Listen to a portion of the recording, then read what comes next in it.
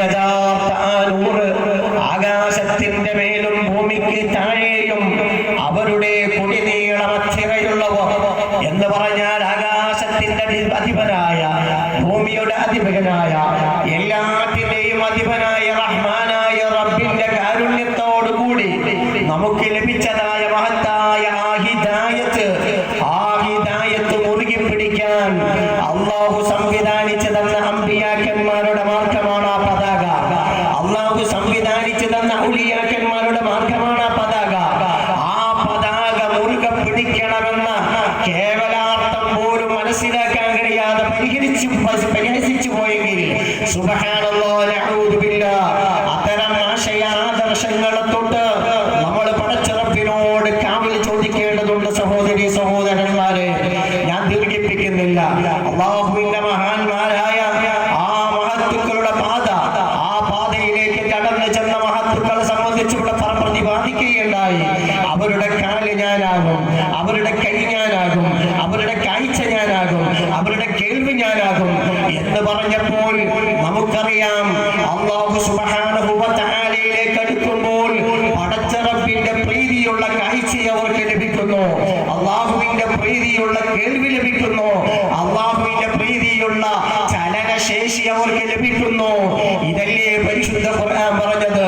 ഖുൽ നബിയെ തങ്ങൾ പറയണം, ഇൻ കുൻതും തുഹിബ്ബൂനല്ലാഹ്, നിങ്ങൾ അല്ലാഹുവിനെ പ്രിയം വെക്കേണ്ടുന്ന വിധത്തിൽ പ്രിയം വെക്കുക.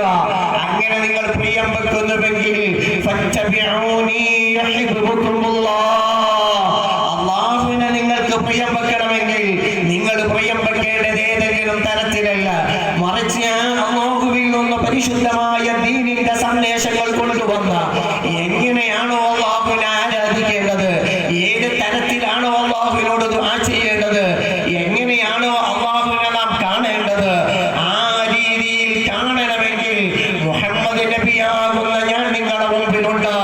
ആ മുഹമ്മദ് നബിയാകുന്ന എന്റെ ഓരോ പ്രവർത്തനങ്ങളെയും, എന്റെ ഓരോ ചലനങ്ങളെയും, എന്റെ നിശ്ചലനങ്ങളെയും നിങ്ങൾ എത്രമാത്രം മാതൃകയാക്കുന്നുവോ, എത്രമാത്രം നിങ്ങൾക്ക് ഫോളോ ചെയ്യാൻ കഴിയുന്നുവോ, അപ്പോഴാണ് യഥാർത്ഥത്തിൽ അല്ലാഹു നിങ്ങൾക്ക് പ്രിയപ്പെട്ടവനാകുന്നത്, റബ്ബിന്റെ പ്രീതി നിങ്ങൾക്ക് ലഭിക്കുന്നത്.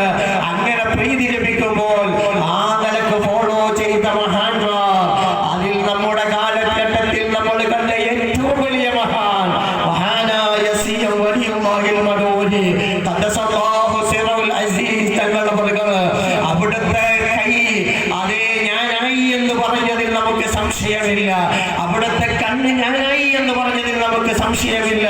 കാരണം അവിടുത്തെ സമീപിക്കുന്ന ഓരോ ആളുകളുടെയും ഹൃദയത്തിന്റെ അന്തർഭാഗത്ത് സൂക്ഷിച്ചിരിക്കുന്ന രഹസ്യങ്ങൾ പോലും തുറന്നു പറഞ്ഞുകൊണ്ട്, അതേ നിങ്ങൾക്ക് സിഹറാണ്, ഞാനത് ബാത്തിലാക്കിയിരിക്കുന്നു, നിങ്ങൾക്കതാ നിങ്ങളത് പലതും നഷ്ടപ്പെട്ടു പോയിരിക്കുന്നു, ഞാനത് തിരിച്ചു തന്നിരിക്കുന്നു. ആര് പറഞ്ഞു നിങ്ങളെ കിണറ്റിൽ വെള്ളമില്ലെന്ന്? ഞാൻ വെള്ളം തന്നിരിക്കുന്നു എന്ന് ആധികാരികമായി പറയാൻ